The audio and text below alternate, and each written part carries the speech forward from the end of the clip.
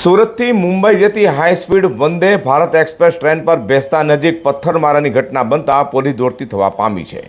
જોકે સીસીટીવીની મદદથી પોલીસે ત્વરિત તપાસ હાથ ધરી બાળ કિશોરને ઝડપી પાડ્યો હતો, તો બાળકે એક જ રટણ કર્યું હતું કે આમ જ પથ્થર મેં ફેંક્યો હતો। સુરતથી મુંબઈ જતી high speed Vande Bharat express train Bhestan પાસેથી પસાર થઈ રહી હતી ત્યારે અચાનક જ પથ્થર વાગવાને કારણે ટ્રેનની બારીનો કાચ તૂટી ગયો હતો। આ ઘટનાને પગલે રેલવે સુરક્ષા તંત્ર તાત્કાલિક દોડતું થયું હતું।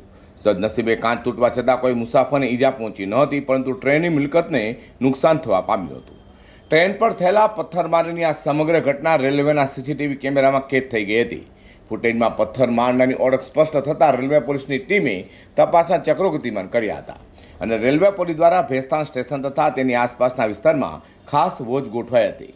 ટેકનિકલ સર્વેલન્સ અને સ્થાનિક બાતમીદારોની મદદથી પોલીસે પથ્થર મારનાર શખ્સની શોધખોળ આદરી હતી।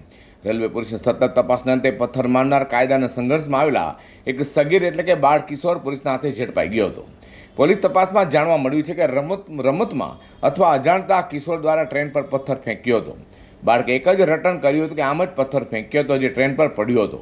પોલીસે બાળકની અટકાયત કરી તેના વાલીઓને પણ આ બાબતે ગંભીરતા સમજાવી છે। સાથે બાળકના પિતાની પણ પોલીસે પૂછપરછ હાથ ધરી છે। રેલવે મિલકતને નુકસાન પહોંચાડો એ ગુનો હોવાથી કિશોર વિરુદ્ધ નિયમ અનુસાર કાર્યવાહી હાથ ધરાઈ છે।